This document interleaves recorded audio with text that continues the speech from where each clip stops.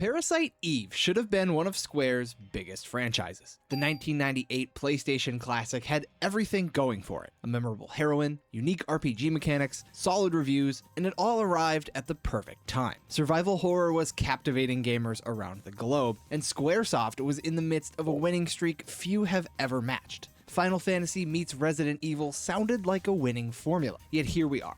25 plus years after Parasite Eve's debut, and the franchise remains dormant, its future in a state of limbo. After two uneven and wildly different sequels, it's been radio silence for well over a decade now. So what happened to Parasite Eve? Why didn't it become one of gaming's premier horror franchises? Well, that's exactly what I'll be attempting to answer in today's debut episode of Franchise Autopsy, a new retrospective series here on this channel where we dive into the history of gaming's abandoned IPs and investigate what exactly went wrong. What is up, everyone? My name is Evan. Welcome to the evilslaw channel. Let's dive right into the rise and fall of Parasite Eve.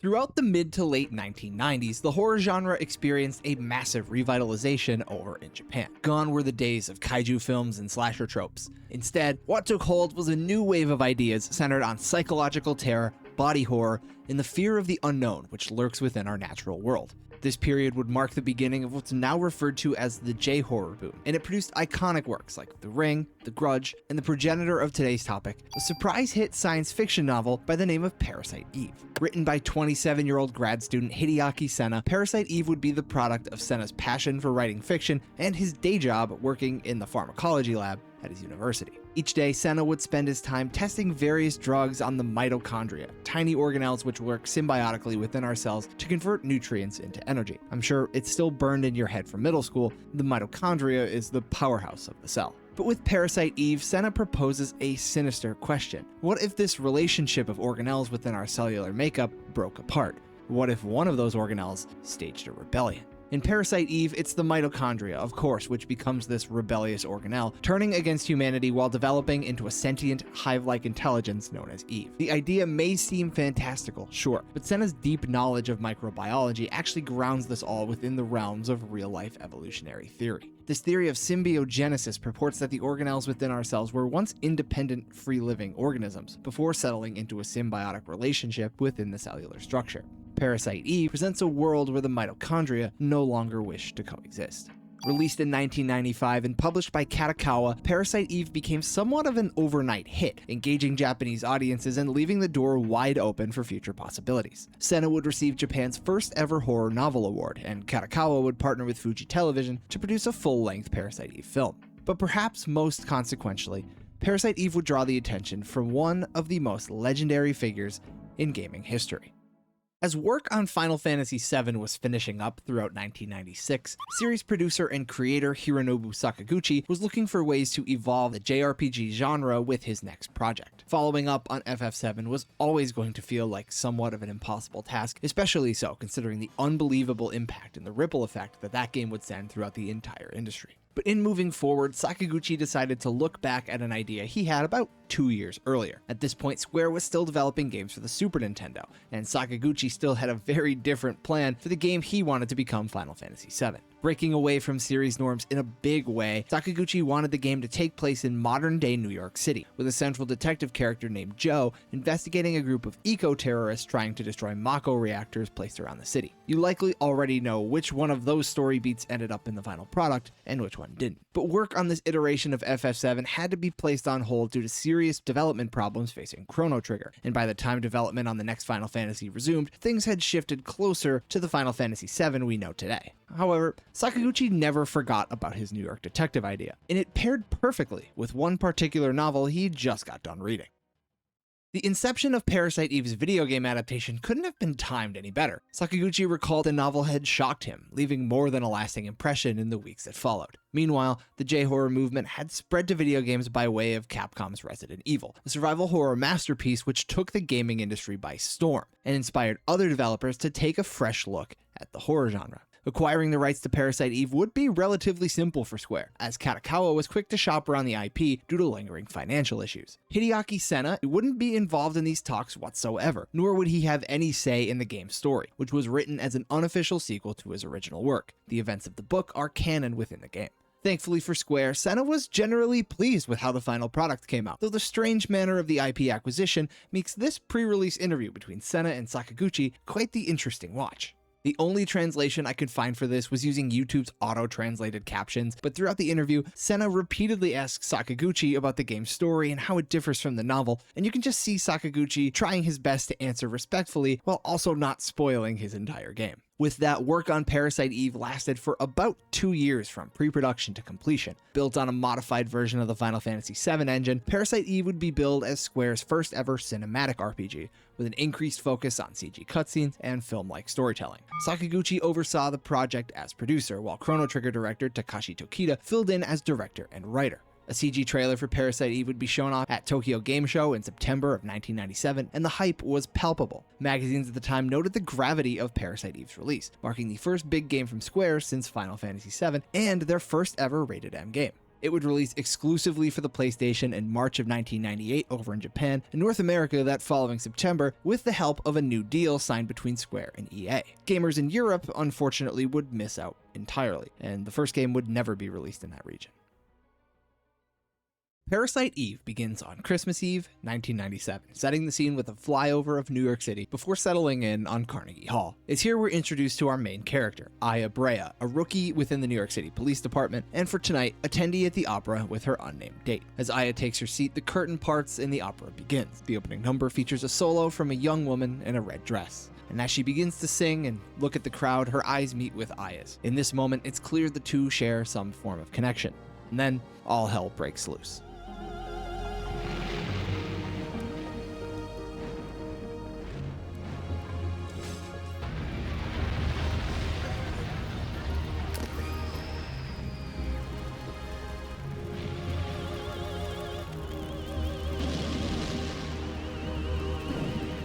Attendees of the opera spontaneously combust. Some attempt to run for the exits to no avail. Others fall from the top rafters as their bodies continue to burn.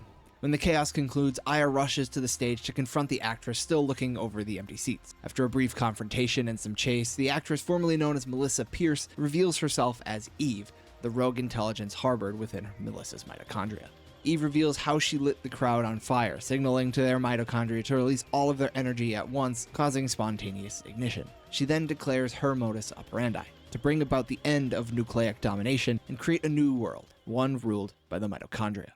Thus begins the tale of Squaresoft's cinematic RPG. And if Final Fantasy VII didn't convince you, 90s Square was certainly in the business of starting their games with a bang. I won't be going more into the story, as I feel explaining it here would be doing a disservice to both the game and to you. It's a tightly written narrative full of notable moments, interesting characters, and a surprising amount of connection to Hideaki Senna's original work. You don't need to read the book, of course, but it is fun to research all the connections after your first playthrough. Another huge positive for Parasite Eve in my book is the pace at which this story moves. The game is almost completely linear, and though you do have the choice to revisit previous locations, there's little reason to go anywhere besides the next setting for the narrative. As a result, Parasite Eve is only about 8 to 10 hours long, quite short for a JRPG of its time. But in retrospect, it's also quite refreshing to pick up a game in this genre that doesn't feel daunting in terms of its length. And the gameplay in Parasite Eve perfectly complements the game's thrilling pace. Over the course of 6 in-game days and 2 real-life discs, Aya is sent to explore pre-rendered landmarks all over New York City, attempting to track down Eve's whereabouts while dealing with horrific mitochondrial monsters. The game's combat is a hybrid of both real-time and turn-based systems, with Aya having to actively dodge enemy attacks until this bar in the lower right fills all the way up. Once enough time has elapsed, the player can stop the action and choose their next move, whether it be attacking the enemy with guns or melee weapons, using items, changing equipment, or utilizing Aya's parasite energy, essentially this game's name for magic. The green dome which appears around Aya signifies her weapon's effective range, and it's up to the player to decide which gun best suits their own playstyle. It's also quite an iconic image. I don't know, whenever I think of Parasite Eve, I think of this green dome. Rifles and shotguns have a long range but shoot and reload slowly, leaving you vulnerable to attacks. Pistols and SMGs are much faster, often shooting multiple shots for marginally increased damage, but they suffer from poor overall range. Mix all of that in with a deep leveling and customization system which encourages players to identify and specialize in their weapon of choice, and you have a survival horror RPG hybrid unlike anything else on the PlayStation. It's one of the most unique RPGs I've ever played, hands down, and for me it comes highly recommended. Furthermore, I have to mention the music music from acclaimed composer Yoko Shimomura. Her work runs deep, but this just might be one of the best, and a sleeper for one of the best soundtracks on the PS1.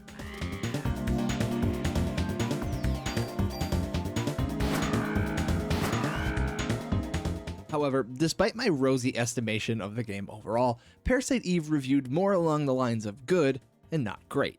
GameSpot awarded it a 7.2 out of 10, praising the cinematic feel and setting, but knocking its short length and lack of voice acting. Electronic Gaming Monthly's 4-review panel averaged out to a 7.8, with Crispin and Sean sharing the feeling that Parasite Eve wasn't as earth-shattering as they expected, perhaps again referring to the expectations set forth by Final Fantasy VII. Official PlayStation Magazine scored the game a 4 out of 5, calling it FF7 meets Resident Evil, while hailing the pre-rendered graphics and the 77-floor Chrysler Tower, which you unlock in the postgame. But looking at fan reception, an IGN writer summed it up like this: ask your most ardent Square fan whether he or she likes Parasite Eve, and you'll get one of two answers: hated it or loved it. But perhaps most importantly for Square, the game sold just under 2 million units globally, a fine showing for what was considered an experimental release in both IP and genre for the esteemed developer. The game would do well enough to earn a greatest hits re-release for the PlayStation, and plans for a sequel quickly started brewing. Parasite Eve was a solid debut into the horror genre for Square, and just under 2 million copies was certainly nothing to scoff at. However, it was likely impossible for Square not to look at the success its competitors were enjoying at the same time. In January of '98, just months before Parasite Eve's release in Japan, Capcom hit the scene with Resident Evil 2. Copies flew off the shelves, and by August of that year, RE2 had sold nearly 2.3 million copies just in Japan.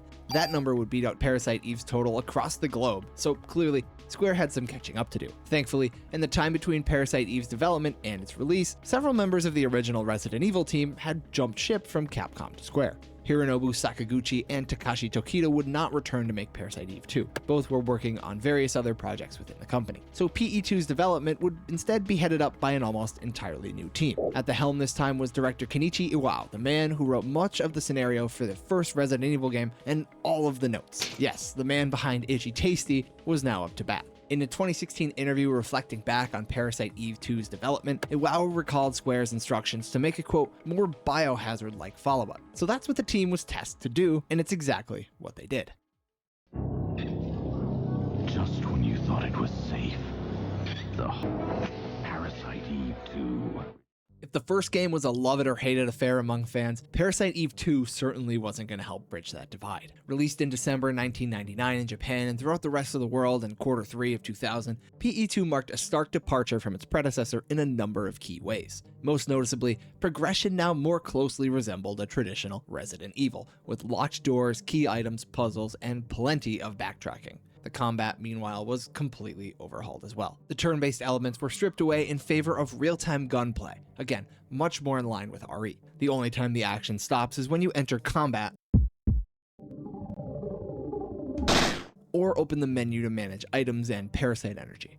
A lock-on system was also introduced to help players more accurately target enemies, and unlike the original, PE2 adopted RE's signature brand of tank controls. Controls which really don't mix well with the litany of fast-charging enemies you face all throughout this game. This was something Resident Evil was built around, while Parasite Eve 2 doesn't feel as well crafted to the scheme. Sure, Aya moves pretty slow in the first Parasite Eve, but at least she could turn on a dime. Winning in battle rewards you with experience, MP, and a new currency called bounty points, which can be spent on weapons, armor, and items at vendors scattered throughout the game's various locations. Gunplay here is solid, and the arsenal at your disposal is pretty substantial, with different weapons, attachment, and parasite energies, each offering a distinct feel. Even guns within the same weapon class can handle very differently, so while the traditional RPG progression and min-maxing are largely gone, player customization is still very much a part of the experience. Unfortunately, what really takes a step back here is Parasite Eve 2's pacing. Aya Brea is back, though New York City is not. Instead, Aya lives in Los Angeles now, working for a secret government agency tasked with eradicating the rest of Eve's mitochondrial nightmares. Parasite Eve 2 also attempts to go for another hot start, and this first skyscraper level does impress with some outstanding environments. The pre-rendered FMV backgrounds look amazing,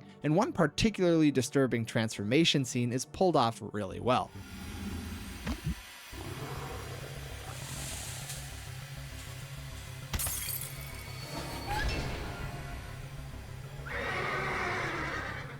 Perhaps that's why it's in every piece of marketing for the game. But after that, Aya is shipped off to a desolate town in the Mojave Desert to track down a faceless organization, and the story takes hours to regain any momentum.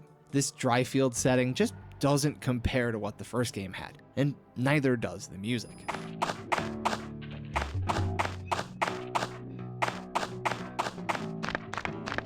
Definitely different styles, but give me Yoko's work every day of the week. What we do gain here in Parasite Eve 2 is flavor text. Lots and lots and lots of flavor text. Seriously, there's like 3 or 4 lines for every empty bucket, and for some items you need to check something multiple times before Aya goes, oh wait, there's something here. Puts Resident Evil to shame.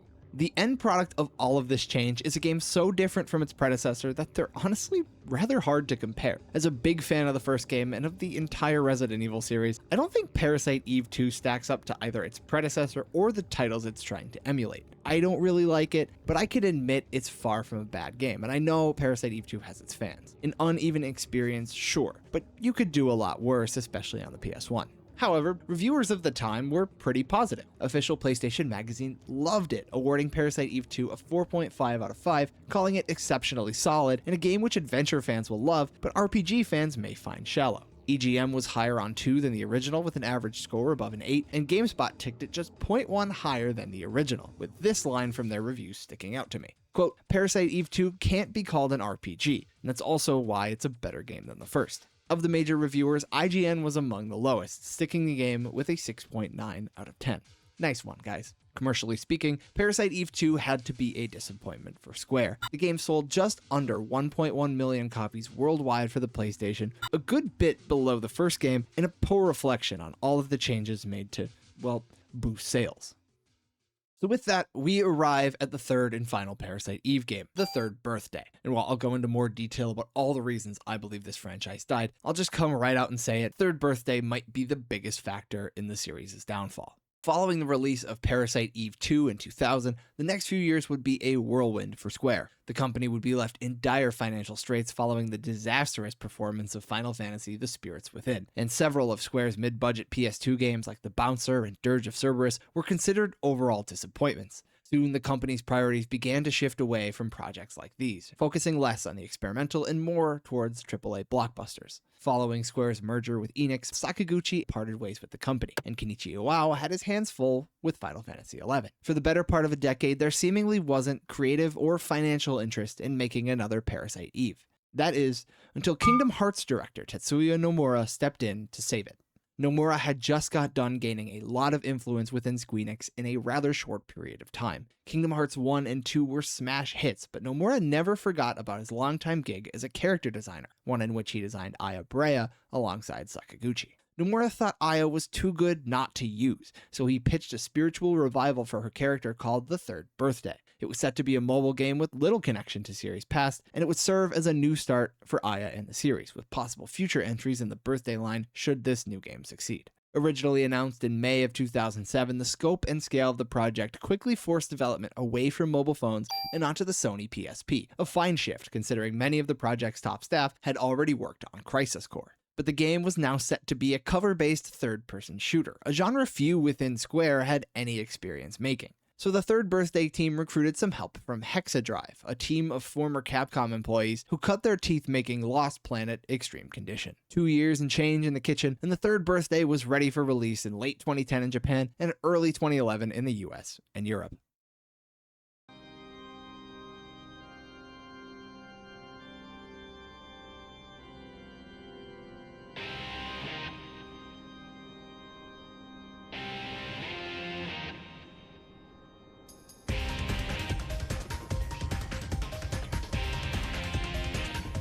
On the surface, The Third Birthday appears to be a perfectly fine, if a bit uninspired, third-person shooter. The graphics and character models all look pretty good, and the snowy New York City setting is a welcome sight once again, and the music is actually fantastic. The gunplay on offer here is really solid. Under the conditions of the game being on the PSP, it desperately could have used another analog stick to allow for a full range of aiming, but what's here is more than serviceable. Most aiming is done through a lock-on system, and when everything's moving at full speed, it's a good time.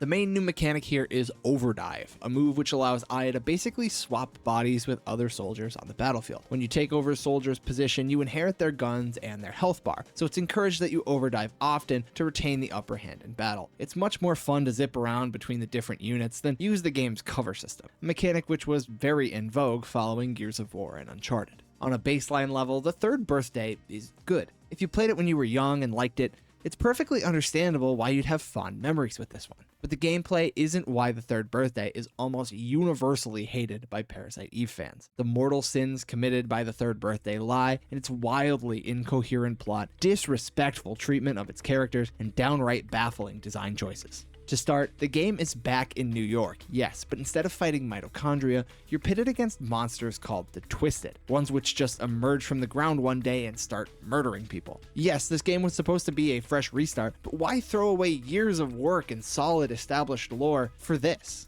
All of the connection to real-life science is just tossed to the wind, instead replacing it with time travel, soul swapping, and of course, a main character who's suffering from amnesia. Also, don't expect the game to lay this all out for you. If you want to know what's going on, you're going to have to study the in-game lore repository and study it well. And Aya, poor Aya, the headstrong yet down-to-earth detective from the first two games is now just a pandering drone, blindly accepting orders while whimpering like a lost child.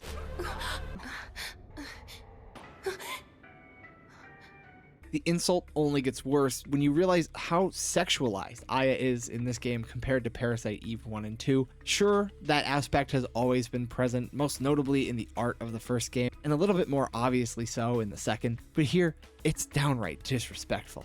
Every cutscene has a shot of Aya's ass, and when she takes enough damage, her clothes start to disintegrate. Yes, this is a real mechanic. It is completely out of place and looks so strange in battle. I don't know who they were trying to please with this one. And it even extends to the game's manual. You open the case and this is what greets you. Come on, guys. Side characters like Maeda from Parasite Eve 1 and Kyle from Parasite Eve 2 are a shell of their former selves here. And while I really don't intend to spoil anything, Third Birthday ends with one of the worst and most insulting plot twists in gaming history. It explains why Aya's character is so different, but it is terrible, and many fans consider it to be character assassination.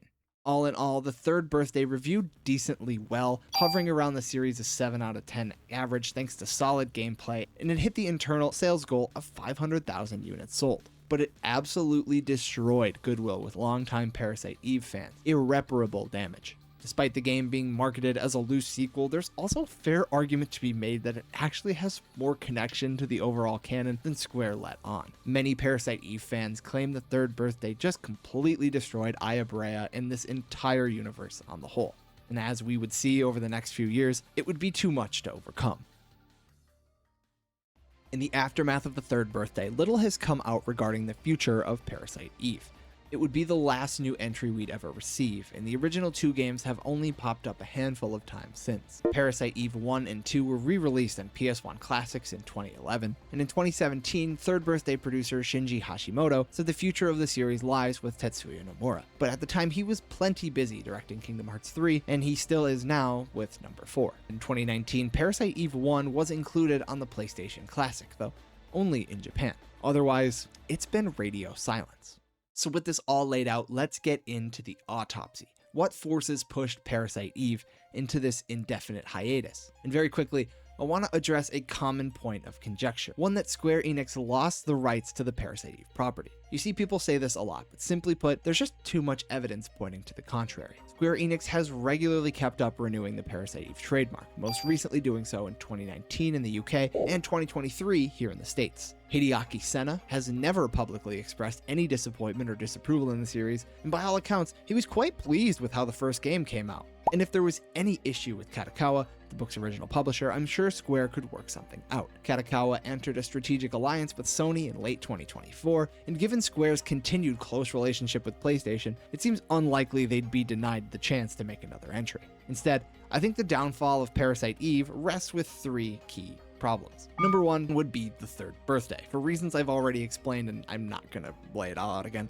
But then number 2 and number 3, I think my heart tells me number 2 is more important, but my gut tells me number 3 is. So the next issue I want to talk about is the overall lack of an identity in both gameplay and narrative. All 3 games in the Parasite Eve series have very different gameplay styles and very different plot structures. It feels like each entry was an attempt at starting from square one. No matter where you pick up in this franchise, there's gonna be some shell shock, especially so if you don't already know how different they are. Imagine being a European gamer playing Parasite Eve 1 for the first time when all they ever got over there was Parasite Eve 2 and the third birthday. Let's face it, most long-running franchises have a blueprint they follow to some extent. Each entry provides its own twist on the formula, but you could see the underlying foundation established by previous games in the timeline. Parasite Eve never laid that foundation for itself. They could have easily built off of the first game's turn-based combat system with more depth, more mechanics, different enemy types, and a globe-trotting story about Eve's next reincarnation. But instead, they went all in on cloning Resident Evil, attempting to copy another formula and leaving this series without a true gameplay or story direction come the third birthday. No wonder that game is such a mess. In trying to reset the series in both gameplay styles and narrative, it utterly fails at doing anything with exceptional success. Honestly, this whole situation sounds really familiar. It sounds a lot like what happened with Dino Crisis. And finally, we get to the third and perhaps the most boring reason for the series' demise, but it's also one of the hardest to argue against, and that's that Parasite Eve never really sold all that well. There's a reason why it's almost always described as a cult classic whenever the games come up in conversation. The people who love Parasite Eve really love it. But ask anyone who only plays games casually or doesn't dig back into retro, and they'll likely look back at you in confusion. Parasite Eve never graduated beyond that niche audience. It found a loyal fan base on the PS1, but not large enough to become one of Square's marquee franchises. And as development costs climbed throughout the PS2 and HD eras, that made it increasingly difficult to justify revisiting a series that had always occupied the company's second tier. Hell, we've never even gotten these games available on a modern system, and you need to go back to just the PS3 to be able to play these, and within the next 2 years, even that option will be taken away. What I believe Parasite Eve needs now is a good remake. I know, remakes have become so prevalent these days, but Parasite Eve 1 would be a perfect candidate. Give it a sizable budget, a marketing campaign, and just go big, and I think it could do really well. The stop and start battle system isn't too dissimilar from what we have in the Final Fantasy VII Remake series, and the first game's plot is easily the series' strongest. Use it as a fresh start, a complete reboot, and go from there. If Resident Evil has taught us anything over the years, it's that remakes can revive a series, and just look at this year, Resident Evil 9 has done extraordinarily well. So to Square, I say, I think it's time to give Parasite Eve another shake.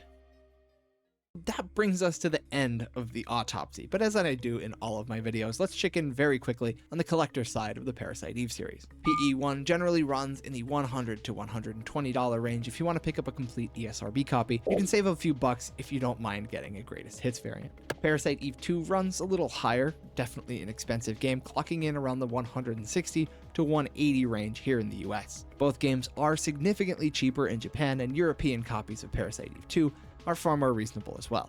And finally, the third birthday comes in at about $70 to $80 here in the US, with Europe not far behind. The Japanese copy may be a good option if you're looking to save some cash, as all PSP consoles are region free. This one's only about $20 or so. And honestly, if you don't understand Japanese, you might enjoy the game a little bit more. I should also give a quick shout out to Parasite Mutant. This is a new game coming out this year and takes clear inspiration from Parasite Eve and its mechanics. If it looks interesting, I think you guys should check it out, and there's a demo available. Not sponsored, I just think it's really cool. But with that, that's pretty much it for this video. Guys, let me know, what are your thoughts on Parasite Eve? Have you played 1, 2, third birthday? What's your favorite? Leave me a comment and let's start a discussion down there. That is my favorite part about making these videos. And if you guys liked this style of video, this franchise Autopsy, let me know, and there will be certainly more in the future. If you enjoyed, press the like button and subscribe if you have not already. It helps the channel a ton. We are on the road to 10,000 subscribers, and this whole journey has been amazing. So with that, thank you everybody for watching. I will see you guys in the next one. Take it easy.